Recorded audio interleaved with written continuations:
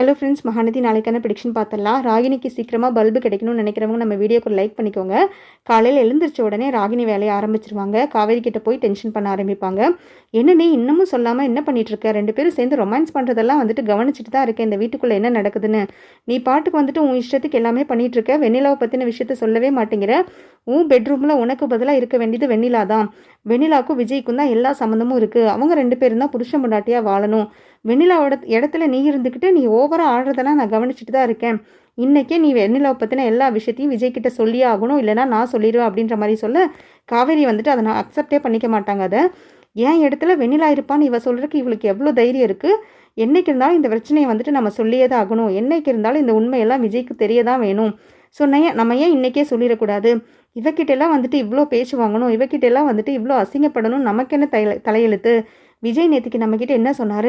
எக்காரணத்து கொண்டும் எந்த சூழ்நிலையிலும் என்னை விட்டு பிரிஞ்சிட மாட்டேன், நீ தான் எனக்கு எல்லாமேன்ற மாதிரி அவர் ஒரு முடிவில் தான் இருக்கார்.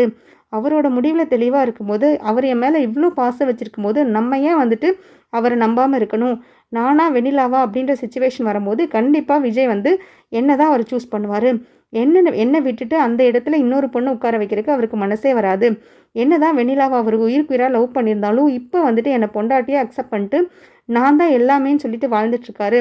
அவரை நம்ம காயப்படுத்தக்கூடாதுன்ற ஒரே காரணத்துக்காக தான் நம்ம இவ்வளோ தயங்கி இருக்கோம். பட் இந்த ராகினி, பசுபதி எல்லாரும் சேர்ந்து நம்மளை ரொம்ப கஷ்டப்படுத்துகிறாங்க. அதனால் இந்த விஷயத்தை நம்ம உடனே விஜய்கிட்ட சொல்லியே ஆகணும். என்ன நடக்குங்கிறத நம்ம ஒன்றுக்கு ஒன்று பார்த்துடலாம்.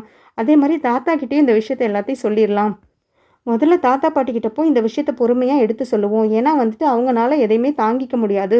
திடீர்னு இந்த மாதிரி போய் சொல்லும்போது அவங்க அதிர்ச்சி ஆயிடுவாங்க. அதனால் தாத்தா கிட்ட பொறுமையாக அந்த விஷயத்தை எல்லாம் சொல்லிவிட்டு அதுக்கப்புறம் விஜய்கிட்டையும் சொல்லி இதுக்குண்டான நியாயத்தை அவர்கிட்டே கேட்போம். அவருக்கு யார் முக்கியம், அவருக்கு யார் வேணுங்கிறத அவரே முடிவு பண்ணிட்டோம்.